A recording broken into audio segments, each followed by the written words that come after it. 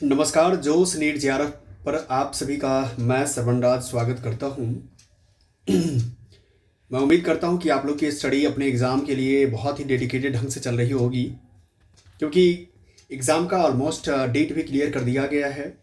सारी चीज़ आपको पता है कि डेट अनाउंसमेंट जो सेंटर आप लोगों ने चूज़ किया होगा एग्ज़ाम फॉर्म भर करके, उसके अकॉर्डिंग जो है 31 से लेकर के 7 जनवरी के बीच में, 31 दिसंबर के बीच में से लेकर के 7 दिसंबर के बीच में क्या है आपका एग्ज़ाम है यूजीसी नीट जेआरएफ का। इसमें आपकी तैयारी भी पेपर 1 और पेपर 2 की चल रही है मेरे प्लेटफॉर्म पे। पेपर 1 के लिए जो है यूनिट 1 कंप्लीट हो चुका है, यूनिट 2 आज कंप्लीट हो जाएगा, यूनिट 3 और यूनिट 4 भी बहुत जल्द कंप्लीट हो जाएगा, क्योंकि यूनिट वाइज जब कंप्लीट होगा क्वेश्चन साथ में साथ चल ही रहा है। आप लोग क्वेश्चन भी कर रहे होंगे पीवाईक्यू से सिलेक्शन तक और क्वेश्चन से कॉन्सेप्ट तक, दो मेरा प्लेलिस्ट बना हुआ है। उस प्लेलिस्ट में जाएंगे तो आपको चीज़ें मिल जाएगा। दूसरी बात, यूजीसी नेट पेपर 1 और यूजीसी नेट पेपर 2 हिंदी साहित्य दोनों अलग अलग प्लेलिस्ट बना हुआ है कंप्लीट बैच का, जिसमें क्वेश्चन प्लस कॉन्सेप्ट दोनों चीज़ आपको व्यवस्थित तरीके से रखा हुआ है। जाइए आप उसको आराम से क्लास कीजिए और अपने दोस्तों के साथ भी शेयर कीजिए। तो आज का ये मेरा पेपर 2 यानी पेपर 1 यूनिट 2 शोध अभिक्षमता रिसर्च एप्टीट्यूड की क्या है लास्ट कक्षा है। मैं उम्मीद करता हूँ मज़े से पढ़िए, जोश से पढ़िए, क्योंकि आपके अंदर पढ़ने के लिए जोश होना बहुत ज़रूरी है। क्योंकि बिना जोश का तो आज पढ़ेंगे कल नहीं पढ़ेंगे, परसों पढ़ नहीं पढ़ेंगे। इसीलिए ऊर्जा बना के रखना है। इसीलिए आपके चैनल का, अपना चैनल का नाम ही है जोश नीट जेआरएफ। आपके संस्थान का नाम क्या है? जोश नीट जेआरएफ। आप कह सकते हैं कहाँ से हैं, तो मैं जोश नीट जेआरएफ के स्टूडेंट हूँ।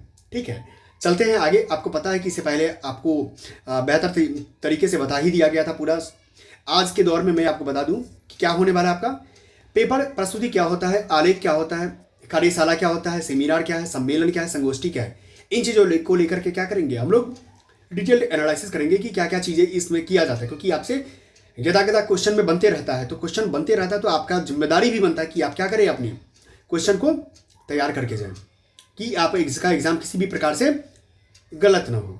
ठीक है, मिशन जेआरएफ जानते हैं, मिशन जेआरएफ में अगर 2025 अटेम्प्ट ले रहे हैं, 2026 से ले रहे हैं या 2027 से ले रहे हैं, आपके लिए पेपर जो है ना कंटिन्यू हर समय काम आने वाला सब्जेक्ट है। ठीक है, चलिए अब चलते हैं अपने क्लास की ओर। जब क्लास में आगे बढ़ते हैं तो आपको पता है कि पेपर प्रेजेंटेशन से रिलेटेड पहला पॉइंट ही बनता है पेपर प्रेजेंटेशन।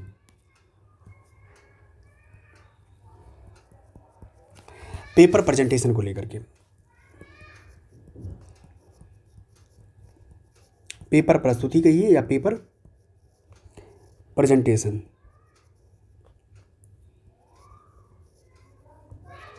ठीक है, ये क्या होता है इसके बारे में थोड़ा बहुत समझ लीजिए, बस काम निकल जाएगा।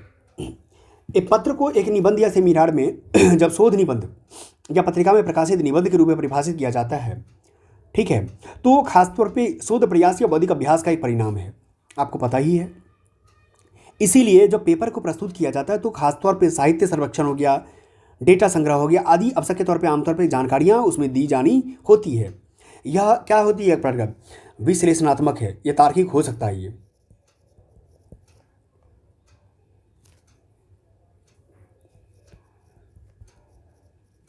विश्लेषणात्मक या तार्किक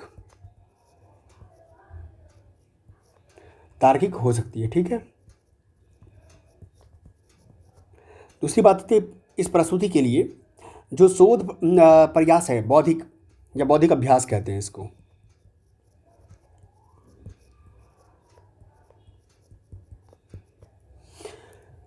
बौद्धिक अभ्यास का क्या है, परिणाम है, परिणाम है। स्पष्ट रूप से शोध के तथ्यों को तार्किक रूप से, तक जो भी तथ्य आप देते हैं इसमें तथ्यों को तार्किक रूप से प्रस्तुत किया जाता है,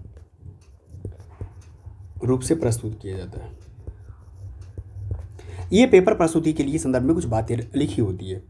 दूसरी बात आता है क्या, तो एक आता है आलेख, आर्टिकल राइटिंग। क्या आता है, आलेख राइटिंग क्या होता है, आलेख लेखन, आर्टिकल राइटिंग से रिलेटेड। आर्टिकल राइटिंग के खासकर प्रकार की बात करेंगे तो सबसे पहले तो जानते हैं कि एक आलेख संभावित रूप से क्या है, आपके शोध को प्रसारित करने और एक प्रकाशन रिकॉर्ड स्थापित करने के लिए सबसे कुशल साधन है। ठीक है, सबसे कुशल साधन है किसी भी चीज़ को लेकर के शोध को प्रसारित करने के लिए, प्रसारित करने का एक माध्यम है। ठीक है, अब कहेंगे तो इसमें जो वैज्ञानिक या चिकित्सा पत्रिका होता है, जैसे जर्नल ऑफ जो मेडिकल साइंसेज होता है, मेडिकल रिसर्च होता है, इसमें भी आलेख के प्रकार होते हैं। इसमें क्या होते हैं प्रकार? पहला क्या होता है, जो एक होता है एक्सपोजिटरी होता है। एक्सपोजिटरी में अर्थ प्रकाशक, एक डिस्क्रिप्टिव वर्णनात्मक होता है। तीसरा जो होता है प्रेरक होता है, परसुएसिव होता है, जो खासकर प्रेरक लेखन में अन्य लोगों को अपने दृष्टिकोण के आसपास लाने का प्रयास किया जाता है। इस प्रेरक वाले में एक नैरेटिव होता है, जो कथा के तौर पे होता है नैरेटिव। इसमें चरित्र और संवाद भी होगा, कोई चरित्र होगा, कोई संवाद होगा, जो वार्तालाप के तौर पे होता है। ठीक है, ये सब चीज़ें होता है। अब जब आलेख जो लिखे जाने के लिए कई सारे चरण भी होते हैं, जो चरण आप जानते ही हैं। अगर चरण की बात करें, ये आलेख लिखने का भी चरण होता है। पहले तो इंट्रोडक्शन पार्ट से स्टार्ट करते हैं आप। इसमें विचारों की मौलिकता, विचारों का महत्व, लेखन की गुणवत्ता, सबसे महत्वपूर्ण बात इसमें दी जाती है विचार से रिलेटेड। किससे रिलेटेड? विचारों से रिलेटेड, संबंधित। दूसरा होता है अमूर्त, अमूर्त बनाना, एब्स्ट्रैक्ट बनाते हैं आप इसको लेकर के 200-300 शब्दों में पृष्ठभूमि, तरीके, परिणाम। फिर उसके बाद क्या करते हैं, लेख लिखने की प्रारंभ होती है आपका। इसी में लेख में जब आ जाता है तब बात आता है क्या, जो फ्री राइटिंग क्या आता है, या जेनेरिक राइटिंग भी बोलते हैं इसको। जेनेरिक मेडिसिन आपने सुना होगा, इसीलिए जेनेरिक राइटिंग मतलब कोई भी व्यक्ति इसके ऊपर अपना आर्टिकल्स क्या करेगा, लिख सकता है। महिमा साझा करना, महिमा साझा करना, तो इस तरह से सबमिशन लास्ट में किया जाता है। ठीक है, अब जब ये बात हो जाता है तब आता है एक पॉइंट नया कि सर ये बताइए, प्रेस आलेख भी आपने करवा दिया, तब आता है कि सिंपोजियम। सिंपोजियम का मतलब होता है कि संगोष्ठी।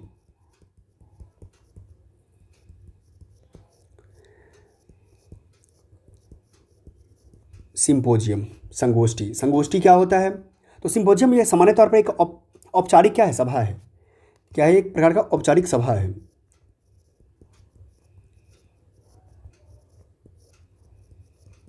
औपचारिक सभा है जिसमें विशेषज्ञ किसी संबंधित विषय को लघु रूप में संबोधित करते हैं और बाद में, मतलब औपचारिक सभा है, कोई विशेषज्ञ अपना क्या करता है, संबोधित करता है, बाद में उन विषयों से संबंधित प्रश्नों के उत्तर देते हैं। इसी को संगोष्ठी बोलते हैं। ठीक है, खास करके इसमें औपचारिक सभा विशेषज्ञों द्वारा सभा को संबोधित। ठीक है, तो इस तरह की बात होती है इसमें। नेक्स्ट पॉइंट जो आता है, नेक्स्ट आता है संवर्धन, कॉलोक्यूम। ठीक है, अब जब देखेंगे संवर्धन बारे में क्या पार्ट में आता है। संवर्धन जब किसी को चीज़ को करना होता है तो ये विशेष रूप से एक शैक्षिक सभा है। क्या है?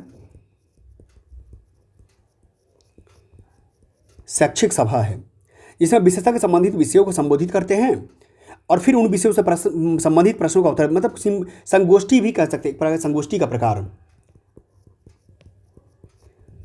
संगोष्ठी का प्रकार।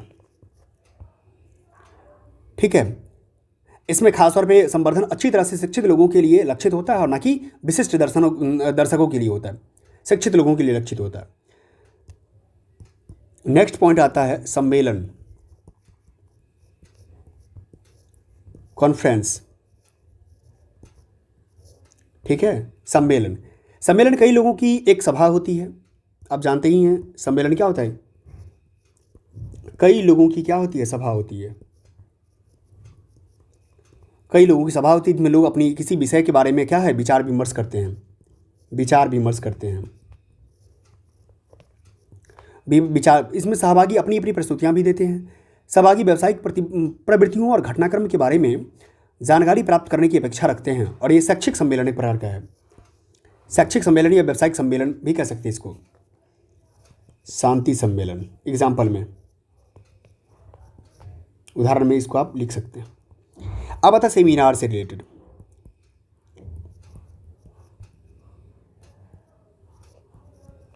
सेमिनार, ठीक है। सेमिनार, सेमिनार किसी विश्वविद्यालय में किसी विषय के विशेषज्ञों को की लघु कथा की तरह होता है। क्या होता है? लघु कथा की तरह होता है विश्वविद्यालयों में। विश्वविद्यालयों में लघु कथा प्रस्तुति, लघु कथा की तरह, ठीक है, ठीक है। कुछ घंटे के नियत समय का अनुशीलन सत्र की भी कह सकते हैं इसको, चलते रहता है उसमें सेमिनार। सेमिनार का संवर्धन मुख्यतः अकादमिक परिवेश में होता है। कब होता है? एकेडमी के दौरान होता है,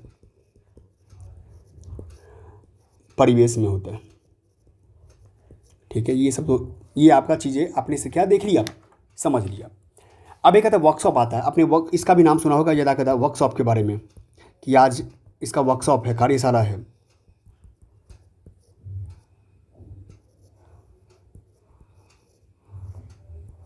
ठीक है। वर्कशॉप, ये वर्कशॉप क्या होता है? ये देखिए, यह सेमिनार से छोटी एवं अधिक केंद्रित होते हैं। सेमिनार से क्या है? से छोटी होती है और अधिक केंद्रित होती है, केंद्रित होती है, केंद्रित होती है, ठीक है। इसमें छात्रों को नए कौशल सीखने का अवसर मिलता है। खास करके छात्रों को क्या मिलता है? नए कौशल, न्यू स्किल्स, कौशल सीखने को अवसर मिलता है। तो ये सब चीज़ें चलते रहता है। अब बात आता है कि नेक्स्ट एक जो टॉपिक बनता है आपके लिए, एक टॉपिक बनता है शोध में आईसीटी का उपयोग। क्या बनता है? शोध में आईसीटी, इंफॉर्मेशन कम्युनिकेशन टेक्नोलॉजी का उपयोग, ठीक है। आईसीटी का उपयोग, ये क्या है? अब देखिए, सबसे बड़ा जरूरी की बात इसमें यह जानना है कि शोध में आईसीटी का बहुत ही व्यापक उपयोग है। क्या है? आईसीटी का जो है ना, बहुत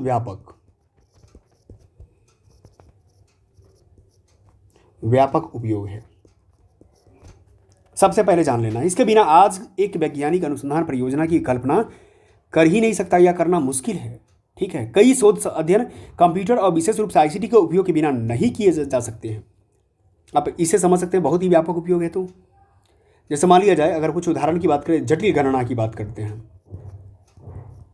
नहीं कर पाएंगे बिना कंप्यूटर का, यानी कंप्यूटर बहुत ही ज़रूरी है, बहुत ही ज़रूरी है। जैसे कोई स्टैटिकल जो एनालिसिस टूल्स होता है, जो मैंने आपको बताया था SPSS, statistical package for the social sciences के बारे में, ये भी तो इसी का एग्जाम्पल्स है। जो एप्लीकेशन की ऐप्स की बात करेंगे, SPSS मैंने बताया था आपको। तो कुल मिलाकर क्या है, ये चलते रहता है इसकी। तो इसी का है क्या, इसकी विशेषता भी होता है, डेटा दृश्य और परिवर्तनशील दृश्य प्रदान करना, इस सब का काम होता है आईसीटी के उपयोग में। अगर बात करें विशेषता के तौर पे, आईसीटी का विशेषता क्या होता है, तो मैं आपको बता देता हूँ कि सबसे पहली बात तो जो एक सांख्यिकी निष्कर्ष होता है, निष्कर्ष यहाँ से मिल जाता है, ठीक है। दूसरा, कोई भी डेटा दृश्य की बात आती है वो मिल जाता है। विचार का विश्लेषण मिल जाता है, विचार का विश्लेषण की बात हो जाती है। नेक्स्ट अब जो बात आ जाता है, आवृत्ति वितरण की भी बात आती है, फ्रीक्वेंसी, आवृत्ति वितरण का भी बात आ जाती है, जो रिसर्च डेवलपमेंट की बात करते हैं ना, उसमें खास तौर पे। तो कुल मिला के ये सब लाभ का टूल्स है। अगर सांख्यिकी उपकरण की बात करेंगे ना, तो सांख्यिकी उपकरण में कई सारे SMS, A+, लिसल्स, EView, ये सब चीज़ें इसमें आज आते रहता है। तो डेटा एनालिसिस टूल्स भी, अगर टूल्स की बात करें,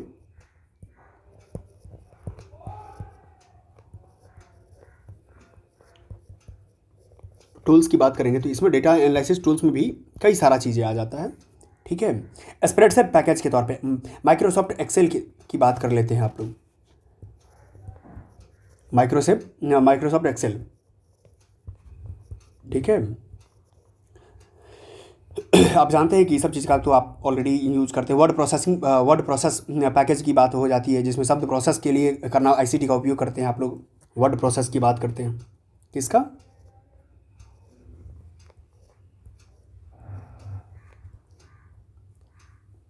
प्रोसेसर की बात, ठीक है। वर्ड प्रोसेसर भी आप इसमें आ गया आपका। कई सारा पावर पॉइंट है, जो माइक्रोसॉफ्ट पावर पॉइंट की बात आपको आता होगा, ठीक है। तो जैसे डेटाबेस मैनेजमेंट सिस्टम भी होता है, जो डेटाबेस मैनेजमेंट ब्राउज़र होता है, इंटरनेट उपकरण का भी आप लोग काम करते होंगे। तो कुल मिलाकर के आप देखें कि इसमें बहुत सारे जो ब्राउज़र की बात करेंगे ना,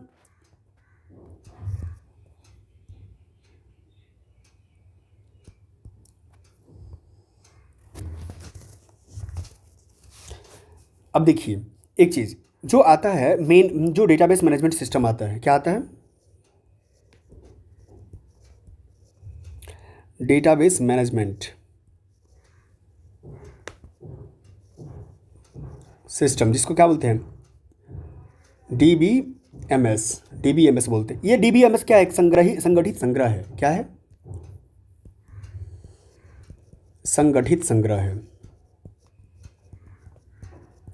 संग्रह है, एक सॉफ्टवेयर है। सॉफ्टवेयर है जो एक डेटा को क्या करता है? प्रबंधित करने के लिए डिजाइन किया गया है आपको, ठीक है। तो कई विभिन्न ओपन सोर्सेज डेटाबेस पैकेज भी होता है। एग्जांपल्स के तौर पे अगर बात करें, MySQL, ये सब इसी का है। फायरब्रीड होता है, ये सब इसी का कुछ एग्जांपल्स होते हैं। ब्राउज़र, तो ब्राउज़र जानते ही हैं आप, ठीक है। जो ब्राउज़र के बारे में अगर बात करें, आप लोग मोबाइल यूज़ करते हैं, टैब यूज़ करते हैं, लैपटॉप यूज़ करते हैं, तो ब्राउज़र का नाम तो आप लोगों ने डेफिनेटली सुना ही होगा। मैं ये मान के चलता हूँ आपने नहीं सुना है, तो ब्राउज़र एक सॉफ्टवेयर एप्लीकेशन है। क्या है ये प्रकार? सॉफ्टवेयर एप्लीकेशन है जो उपयोगकर्ता को क्या करता है? टेक्स्ट के साथ प्रदर्शित करने और बातचीत करने में सक्षम बनाता है, ठीक है। जिसमें मान लिया जाए क्या, उपयोगकर्ता को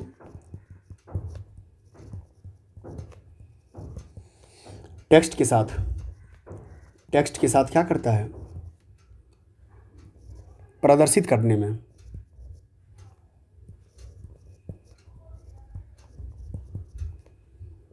करने और बातचीत करने में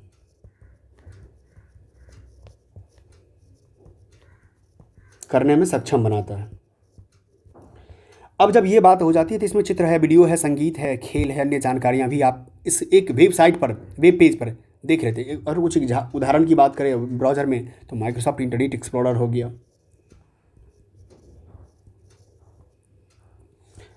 माइक्रोसॉफ्ट इंटरनेट एक्सप्लोरर, ठीक है। मोजिला फायरफॉक्स का नाम आपने सुना होगा, मोजिला फायरफॉक्स का भी नाम आपने सुना होगा, ठीक है। तो ये ओपेरा का भी आपने नाम सुना होगा। ये सब क्या यूज़ है? नेविगेटर। दूसरी बात, सबसे ज़्यादा जो चलने वाला क्रोम, गूगल क्रोम की बात, मैं गूगल क्रोम की बात कर रहा हूँ, क्रोम, ठीक है। बहुत सारी चीज़ें हैं। जैसे अब आता है इंटरनेट उपकरण। क्या आता है? इंटरनेट उपकरण,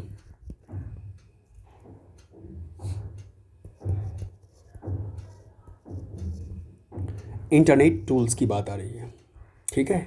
अब इंटरनेट टूल्स क्या होता है? जैसे मान लिया जाए कुछ सर्च इंजन की मैं आपको बता देता हूँ।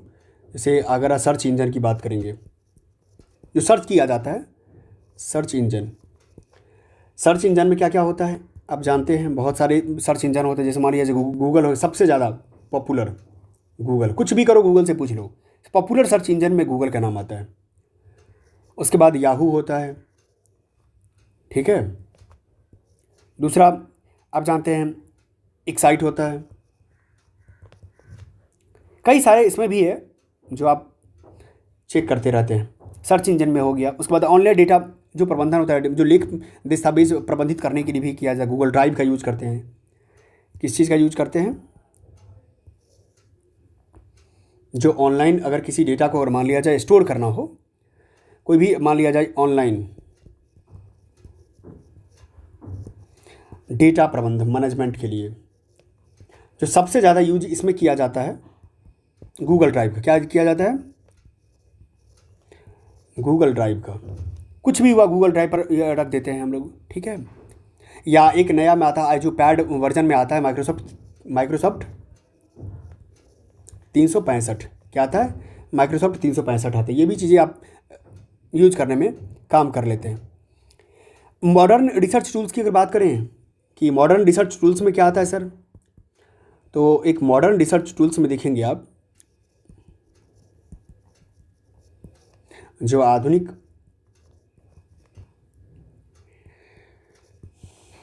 अनुसंधान उपकरण,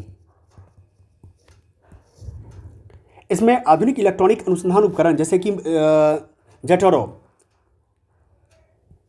आपको नाम मैं बता देता हूँ, जैसे कि कभी भी अगर आप पूछा जाए कि ये क्या है तो आप बता सको, या आज ही जो जाकर के है आप इस सब चीज़ को सर्च करना। जेटोरो क्या होता है? दूसरा नाम आता है एवरनोट। क्या नाम होता है? एवरनोट का मतलब होता है, ये सब चीज़ को मारो गूगल में जाकर के सर्च करो कि एवरनोट क्या है इसको, तो चीज़ें आपको समझ में आएगा कि बहुत सारी अनुसंधान डेटा संग्रह होता है, सहकर्मियों के मध्य सहयोग को बढ़ावा देता है। एवरनोट उपयोगकर्ता को वेब पेज, पीडीएफ फाइल और वेब पेजों को स्पीडनेट सहित काम करने में मदद करता है, कोई भी चीज़ों को। तो कुल मिलाकर के आपने देखने की कोशिश की आप कि यूनिट 2 का जितनी भी चीज़ें महत्वपूर्ण जो टॉपिक्स था, जो आपके एग्जाम के दृष्टिकोण से जो महत्वपूर्ण था, उस चीज़ों को मैंने क्या किया आपके सामने मैंने लाने की कोशिश किया कि आपका किसी भी प्रकार से क्या हो वो चीज़ें तैयार हो जाए, किसी भी तरीके से आपका कंटेंट वाइज हो। यूनिट 10 का मैंने यूनिट 2 का यानी यूनिट 1 और यूनिट 2 आपका कंप्लीट रूप से क्या हो गया है, तैयार हो चुका है आज। अब जो है मस्त हो करके जाइए और क्या करना है, यूनिट 1 रिवीजन भी करना है। एक बात गौर से सुनना, बिना रिवीजन का आप एग्जाम में बेहतर परफॉर्मेंस नहीं कर पाओगे। रिवीजन दो प्रकार से होता है, एक रिवीजन होता है क्वेश्चन वाइज रिवीजन होता है, एक रिवीजन होता है जो कॉन्सेप्ट वाइज रिवीजन होता है। तो दोनों डिवीजन को जब तक पैरेलली आप नहीं लीड करोगे, क्वेश्चन प्लस कॉन्सेप्ट दिमाग में लिख लो कि हमको क्वेश्चन भी उतना ही करना है जितना कॉन्सेप्ट करना है, दोनों को साथ में लेके चलेंगे तब जाकर मेरा क्या होगा, जेआरएफ होने वाला है। मिशन जेआरएफ, नाम मिशन जेआरएफ है, इसीलिए मिशन जेआरएफ के लिए आपको काम करनी है, पेपर 1 भी और पेपर 2 भी। अगर आपका हिंदी साहित्य है तो हिंदी साहित्य में जाकर के आप क्या करना, जाकर के देखो क्लास में क्वेश्चन से कॉन्सेप्ट तक और पीवाईक्यू से सिलेक्शन तक बहुत ही बेहतरीन तरीके से जो उस नेट जेआरएफ की टीम करवा रही है।